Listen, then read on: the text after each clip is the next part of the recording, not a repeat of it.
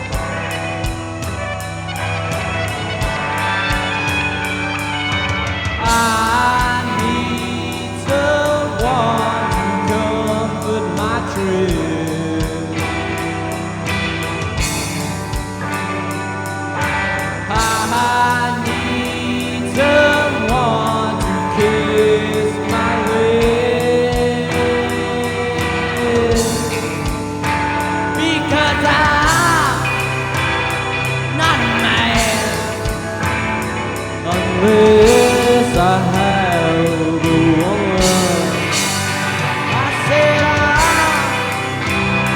not a man. Unless I have a woman, yeah, a woman.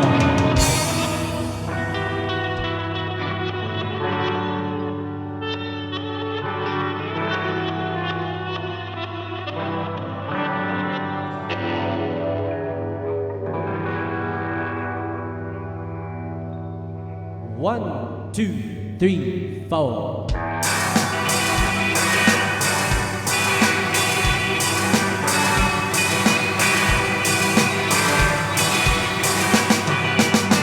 I need someone who will set me free. I need someone who will make me because I'm not a man unless I have a woman. I said I'm not a man unless I have a woman.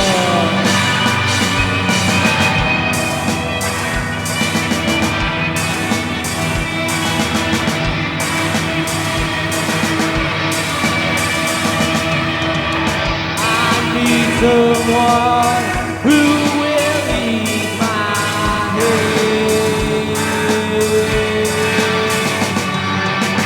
I need someone who will warm my bed because I'm not a man. Yes, I have a woman.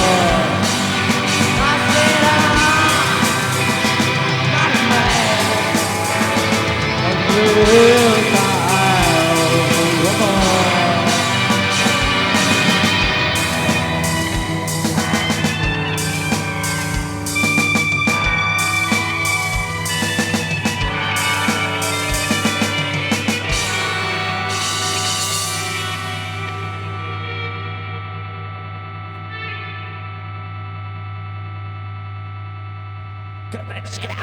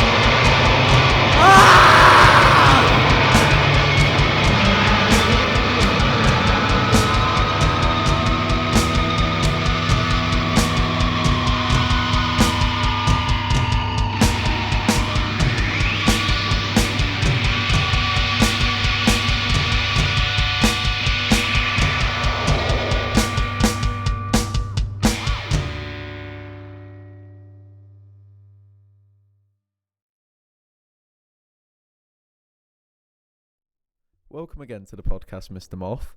How did the band come about?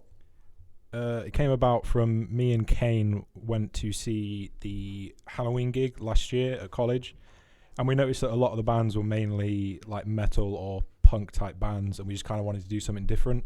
So we decided we'd kind of go into doing some sort of psychedelic type stuff. So the band name Mr Moth, it's really unique. How did that come about? We originally wanted to call ourselves Mr Moth and the Large Lamps, which is a bit long-winded. So we kind of decided to cut it down and just go with Mr Moth, because that's also quite sort of mysterious, I guess.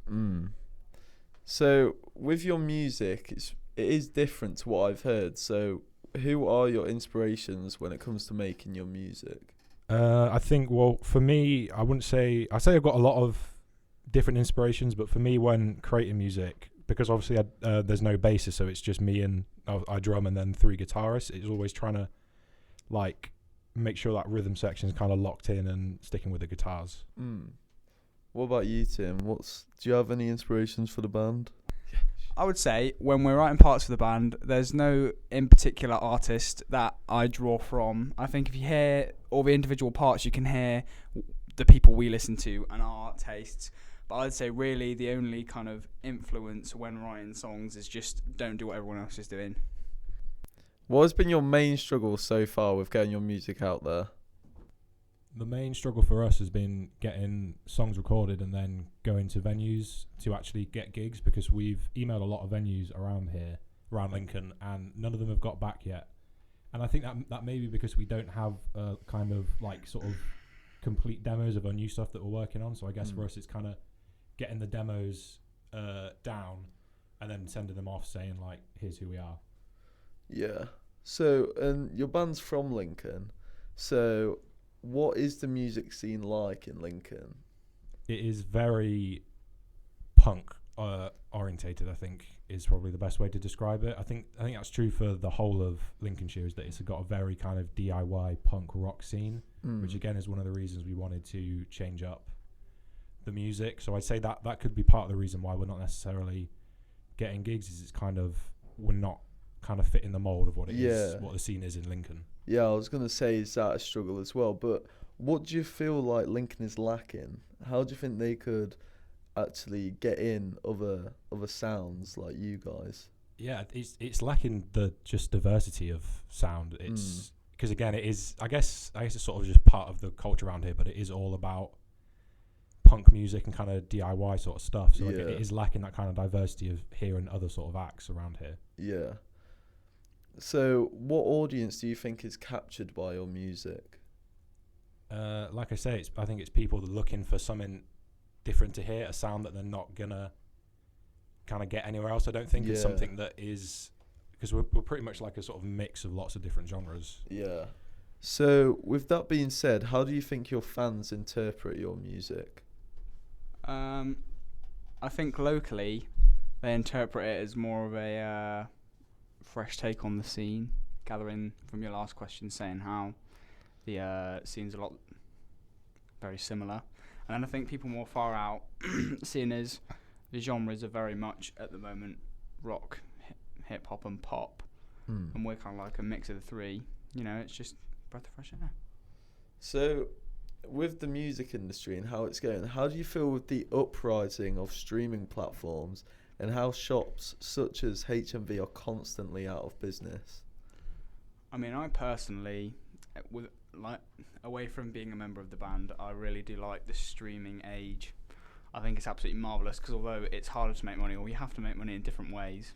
You know what I mean? You can listen to music so much easier and you can get it out there so much easier. But the caveat of that is that the majority of money will come from gigs and things. So With also that though, vinyls are a big thing coming back. So do you feel like is the old becoming the new again? yeah, definitely. I would say you see a lot of new people. You see artists that are coming out now releasing vinyls, and then you also see people updating their discography.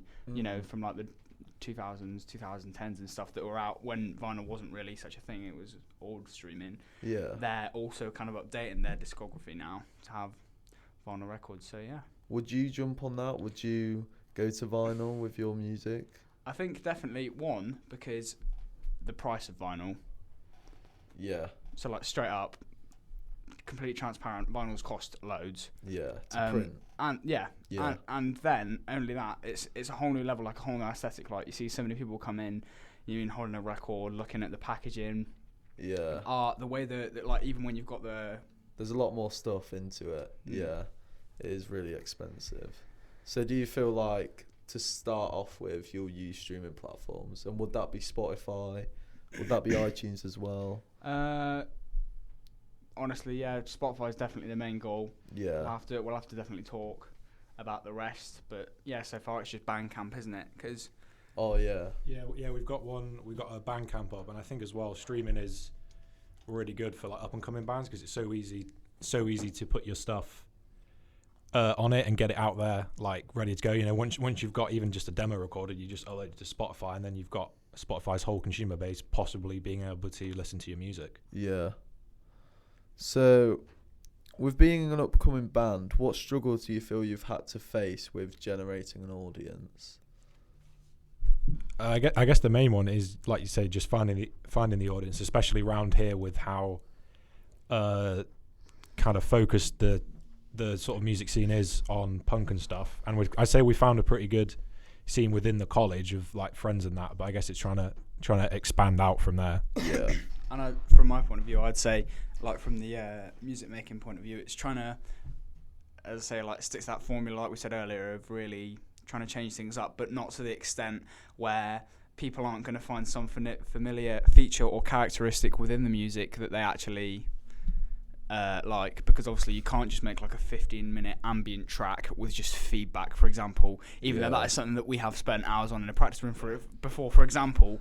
But we can have a cool song with a catchy riff that then also has some really interesting sonic effects. So you feel like the main struggle is like going through all that time, trying to make the music recognizable, but also keep our kind of streak of weird in there. Yeah. By the end of this year, where would you like to be as a band? There's a question. I guess it would be good to have a really solid set list looking towards getting an album, like have an album done but not recorded, and have a lot of gigs under our belt. I'd like to see that, especially over the summer. I think that's what we're going to try and be doing. Yeah. Yeah, I think other things with us, like I think any band or musician will find this. You can write tracks, but then theming them, structuring them, putting them into a category. So like, especially with the whole thing of album I've tussled with in my head before, our songs are all so different, but then some of them really fit into kind of subgenres and stuff. So I think by the end of the year, I really like to see us with the music for a full album, just then having to take that and record it, because I feel with our band in particular, the hardest part will be trying to really actually put labels on and categorize our music into albums and EPs. So, what do you think will be your biggest obstacle this year in getting to where you want to be? I think definitely people moving about and choices, because obviously, you know, we're not making millions off the music. Yeah. Not making very much off the music, so it's just making sure that you've got to prioritise actually being able to keep yourself afloat when at the same time making the music and realising this is something we really want to do. So do you feel like that's going to be another obstacle for you guys when you all like drift off to university? Yeah, I guess it's sort of the time and money type thing. We all live quite far apart, and it's obviously writing and recording takes a lot of time and a lot of money if you want to get it done properly. So it's finding, I think the main obstacle will be finding the time when we can all get together and write a song and then get together and record the song. Do you feel like the band will carry on when you go to uni? I mean, I think it would be, it will be harder to keep it together with us all being in kind of different places. Like obviously now we're coming to college and we're all there and we can just get on with it. But I would like to see it continue, because I don't think there's like a reason other than distance of why we can't. Yeah, same. We've already had talks about that, and people have said, I mean, it would be okay to set up communal meets, and obviously, you know, we're based in Lincolnshire with our families and stuff, so it would be achievable. It would genuinely just have I mean, again, looking at like the goals and stuff, how far have we gone with that, and is it something that we want to keep on pushing? But I think we will. I think we will if I had to bet. So thank you for being on the podcast today. But what is the last song which you'll be performing? Shark Attack. Well, there it is. Thank you for being on the podcast, and here is Mr Moth performing their song Shark Attack.